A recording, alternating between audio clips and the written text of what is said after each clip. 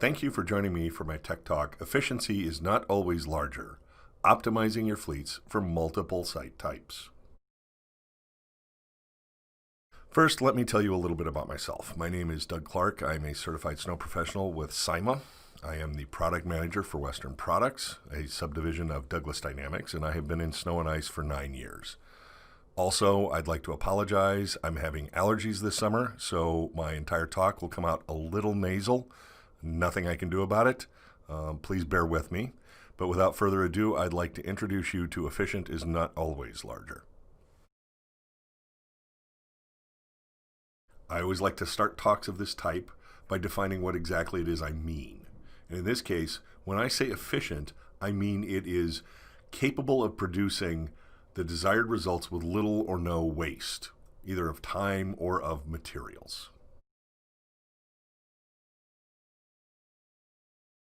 In this case, with commercial snow and ice, efficiency is simply using the tool best suited for a given job. I always like to start these right tool for the right job discussions with something along the lines of a screwdriver for a screw and a hammer for a nail. But in this case, I thought I would change it up. If you want to produce an ice sculpture, you get a block of ice, and generally you get a chainsaw. When you're doing ice sculpture, for example, the ice will melt, so you want to get the most work done as early as possible, hence the chainsaw.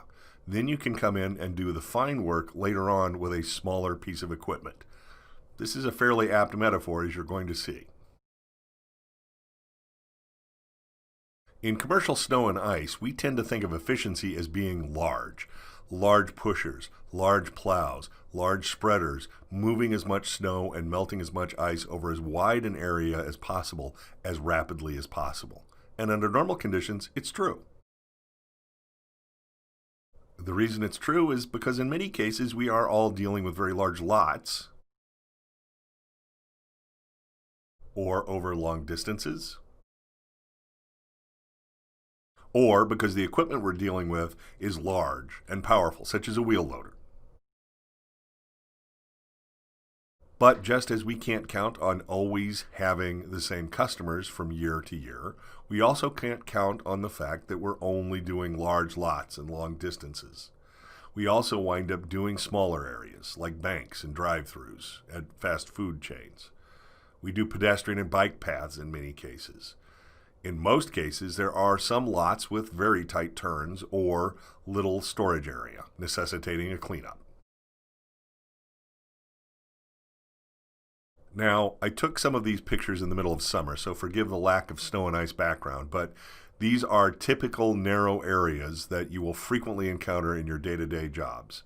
The 7-foot wide bank drive-through that provides the constant challenge of getting material out of it without damaging anything in it, as well as sidewalks for residential complexes, hospitals, college campuses, and parks, frequently clocking in at about 6 feet wide.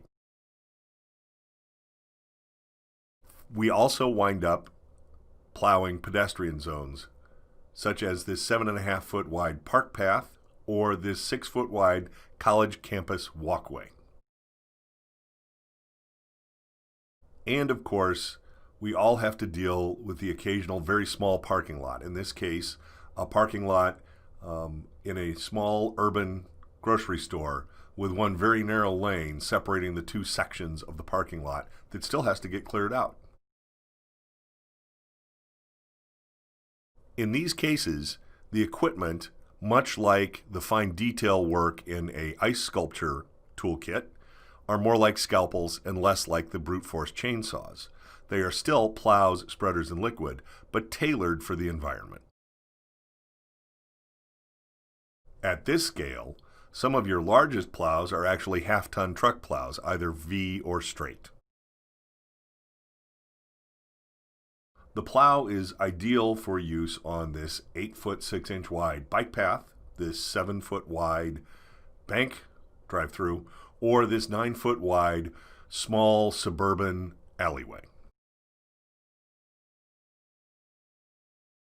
Moving down the size scale are plows for mid-size, i.e. small, pickups. These plows are pretty much ideal for situations such as bank drive-throughs or park walkways at 7.5 feet or college walkways at 6 feet, because most of those situations involve traveling over long distances. UTV plows help bring plowing capabilities to your UTV fleet and are nimble and capable of getting into small areas very efficiently.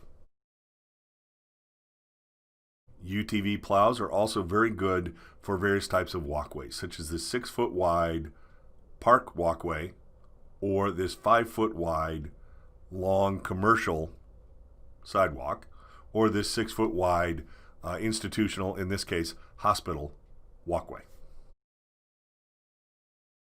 Finally, in the realm of precision tools are skid steer plows, which provide a great deal of power with a great deal of flexibility. Skid steer plows are ideal for that small urban parking lot with its tight turns and total lack of storage. The skid steer's higher stacking ability helps you find a storage area that doesn't spill over into streets, alleyways, or yards. Now let's turn our thoughts to spreaders. All of the spreaders used in these applications are smaller spreaders on smaller prime movers, such as a half-ton pickup truck, a medium-duty pickup truck, or a UTV. All of them have relatively narrow broadcast zones to avoid spillage over wider areas and undesired effects.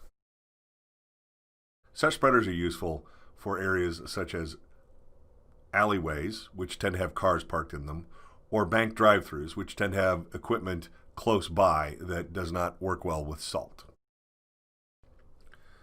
Because the areas we're talking about tend to be tight and have foliage close by, the spreaders are frequently a tailgate drop spreader rather than a broadcast spreader, which offers a great deal more precision in how you lay down the material and therefore greatly reduces the possibility of damage to surrounding foliage. We shall see how this plays out with various widths of drop spreaders, and remember the concept of efficiency.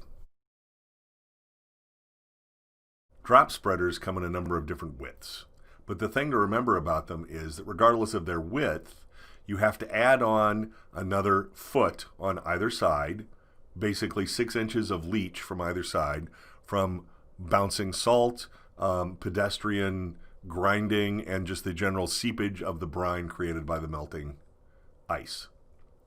So, as you can see here, a 36-inch wide spreader will cover an entire 4-foot wide small sidewalk, the drop plus the leach.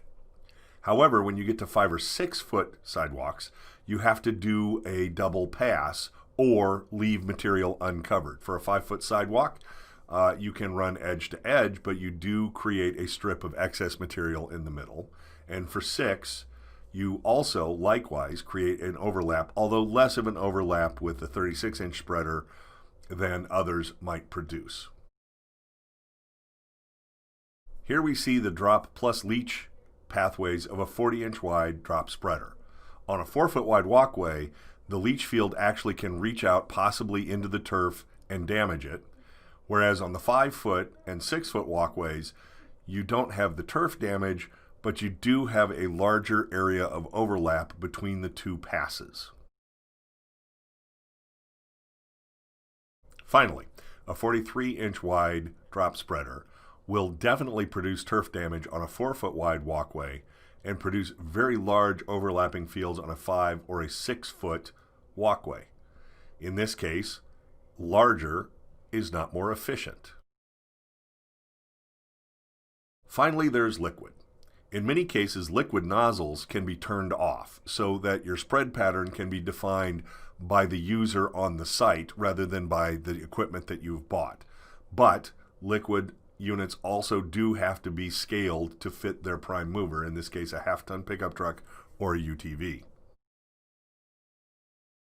Sometimes you need to use a walk-behind liquid unit, either because architectural features such as posts here keep you from putting a UTV into the area, or because such features as stairs or other areas require the use of an applicator wand. Finally, one of the uses for small equipment is for supervisor cleanup units. Those tend to be smaller trucks because the supervisors spend more time driving around with less plowed down or spreader on time, and they have to handle multiple clients. You never know who's going to call. And that might include some of the site types that we've discussed here requiring smaller equipment. Because the supervisors also do cleanup, they have to have units that are capable of taking the place of a full-sized unit in cleanup, but with a fair degree of versatility. They have to be able to address property manager complaints rapidly and catch areas that were blocked when the prime crew was there, such as by a parked car, a truck unloading, or a loading dock that had a truck unloading in it. Supervisor trucks need to be versatile. They need to maximize their cruising efficiency because they tend to be traveling between job sites more than your normal work trucks. And thus, they tend to be half-ton, such as an F-150, Tundra, Ram, or Chevy, or a mid-size, such as a Ranger, Tacoma, Colorado, or Titan truck. They all share in common higher miles per gallon. They tend to be more maneuverable, and they tend to be less expensive. They are the utility infielder of your fleet, and they are the core of any efficient fleet, because sending a supervisor's truck is much less expensive than sending a crew out again. As much as we would like to have the same customers year over year forever, we all know that's not the case. Every season brings new customers. Every new customer brings new challenges. Every new challenge requires a new tool. Therefore, we all need to understand that bigger is not always better, and that one size does not fit all of our customers. Thank you for viewing this Tech Talk. Efficient is not always larger. Because of the unique nature of this year's presentation, I cannot obviously take questions in a pre-recorded presentation. However, I can take questions if you email them to me at info@douglasdynamics.com and reference efficiency in the subject line so that our social media people can get the questions addressed to me as quickly as possible. Thank you and have a great day.